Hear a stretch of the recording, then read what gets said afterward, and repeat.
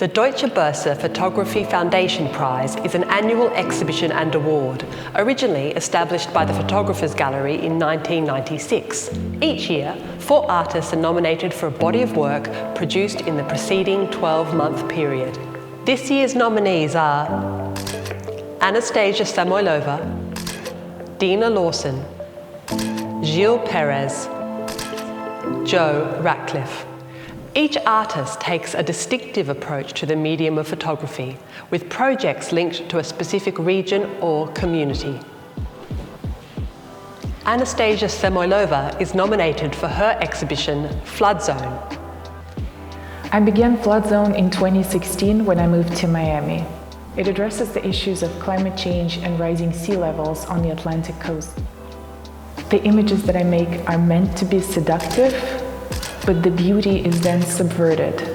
There's this darkness underneath the surface. This is a metaphor for a place that presents as something that it is not.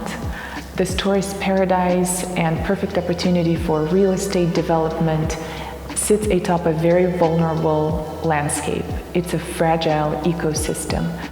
This is one of the more literal depictions of flooding. The image that is overlapping with this one is a very personal image for me. The child in the image is actually my son. My shadow is to the right in the sunset light. So in a way, it's a domestic photograph. He's wearing a bicycle helmet. We went to evaluate the damages after the hurricane. But this was also the moment where I realized that this message is urgent and that I need to communicate my own climate anxiety as well, as a mother and as an insider to that landscape. Dina Lawson is nominated for her exhibition, Centropy. Dina Lawson is particularly renowned for her intimate staged portraits. Drawing on the photographic languages of studio photography, the family photo album, documentary and art history traditions, Lawson is reframing and recentering Black experience. Each of the large-scale photographic works is set in a grand frame constructed of mirrored glass.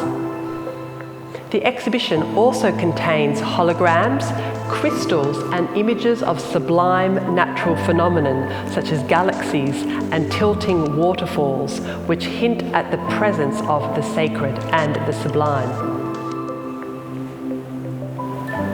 Lawson's subjects represent a kind of mythological family, and her subject matter contains portents of birth and death, as well as evoking a sacred and uncanny realm.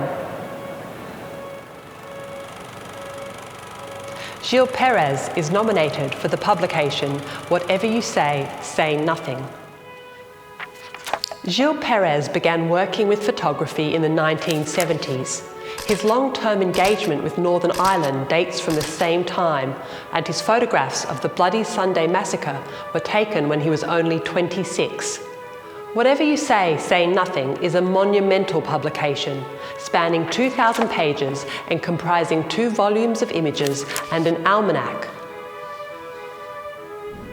Perez calls it a documentary fiction, with the images arranged into 22 semi-fictional days. There are days of violence, of mourning and marching, and also days where nothing much happens. It's both a portrayal of conflict and a reflection of how time is structured and experienced against such a backdrop. In the gallery, certain days move from chapter and page to wall. Large-scale installations recall the murals of Derry and Belfast, and walls strewn with graffiti and bullet holes. In a zone of intractable conflict, time is not linear. It spirals and repeats. Today is not only today, but all the days like today. Joe Ratcliffe is nominated for the publication Photographs, 1980s to Now. So the project was a book, and it was a book long in the making. Translating a book which contains work from over 40 years and very diverse projects that include color, black and white, work with sort of plastic cameras, different kinds of experimentations and explorations. It was quite tricky to know where to hone a focus. And I thought that the one thing that ran through right from the early 80s to now is an interest in landscape and an interest in violence and the way past histories of violence are manifest in the present. And that goes back to 1980s when I was really finding my feet as a photographer and looking at issues around the state of emergency, forced removals, through to the kind of other dispossessions of the war, to sites of violence during the apartheid regime. These aren't simply history projects. They're also about seeing, and they're about a way of looking that looks photographically or challenges, I would hope. I mean, the one thing I think audiences need to be willing to look, because I think the work doesn't offer itself up easily. Things are not always what they appear, and I think often my work sits very close to a kind of register of nothing. That what is seemingly empty or what appears to be empty is not so. It was really interesting to look back and to see that I'm not always who people think I am or who I present myself as.